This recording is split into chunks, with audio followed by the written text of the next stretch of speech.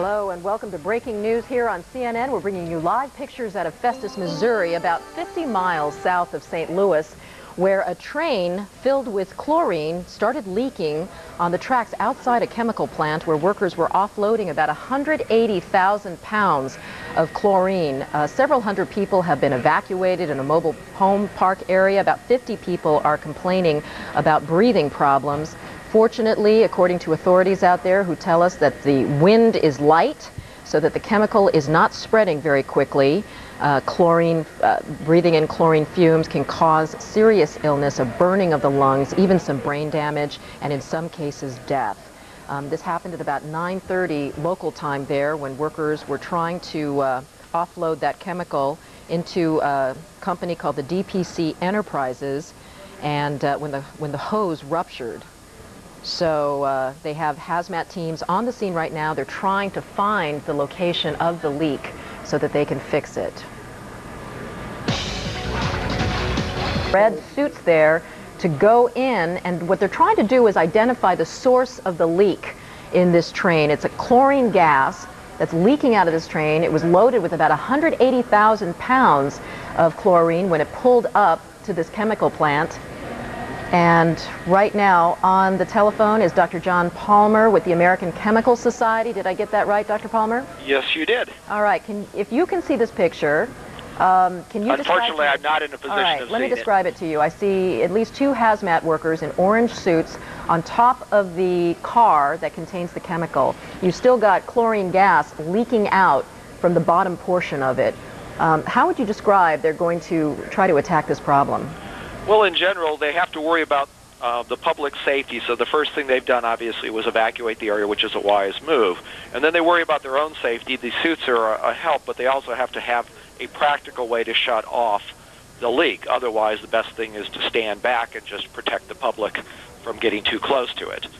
So I assume that what they're trying to do right now is decide if there's a hose or something, is there a shutoff valve still working that they can contain the remainder of the material in the tanker. And Dr. Palmer, it looks like they might be having some success because the cloud is beginning to thin out.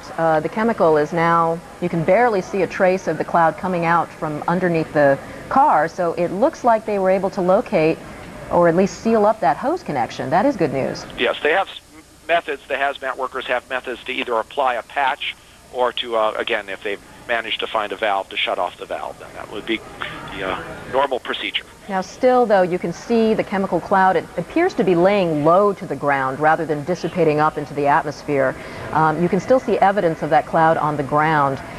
For what distance is this cloud still dangerous? Well, it can be for many hundreds of yards away, probably. Chlorine gas is about 2.5 times heavier than air, and so it will lay low to the ground. And so as the wind slowly picks it up and dilutes it, that cloud will dissipate, or that low-lying cloud will dissipate. Certainly chlorine in high concentration can even be deadly, obviously, but at lower concentrations it's a problem down to about a part per million. So I'm sure they're out monitoring at distances away from this leak and making sure that it's safe for people to be in the areas that they're checking. About 50 people had to be checked out in hospitals because they were having breathing problems. How close were they likely to the chlorine leak?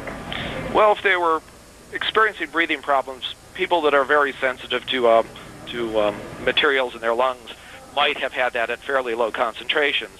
They probably were still, I'm guessing, several hundred yards away or even further away than that. And you have a little bit of an acid burn in your mouth and your throat when you breathe a gas like this. Mm-hmm. And so I'm guessing that's what they were experiencing, was that bite in their throat. And as long as they got away from it and started breathing clean air and getting a little oxygen, they're probably going to be okay, but I'm sure they're under medical surveillance. So. Well, certainly since we took the picture, the live picture there, these hazmat workers made quick work of their duty up top of that car. They've now left the scene there, and it appears that the cloud is completely dissipated. Dr. John Palmer, American Chemical Society, thank you very much for joining us. You're welcome. All right, Dr. Sanjay Gupta, our very own medical correspondent up in New York. Sanjay, we were just hearing that some 50 people are being treated for inhalation problems. Do you think these people are going to have any permanent damage?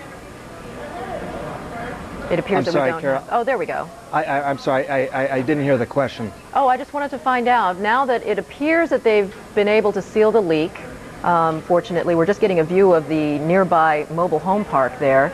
I'm wondering, some 50 people had to be treated at the hospital for breathing problems. Do you think there's going to be any permanent damage? It's really unlikely, Carol.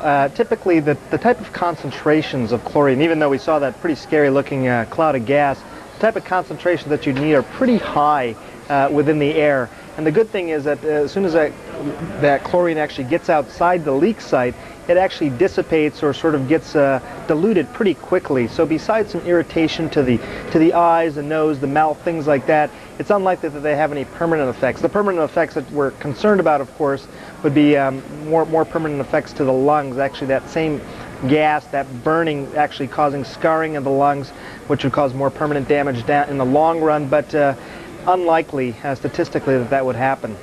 Well, that's good news indeed. All right, well, you watched it live. Those hazmat workers were able to seal off that chemical leak.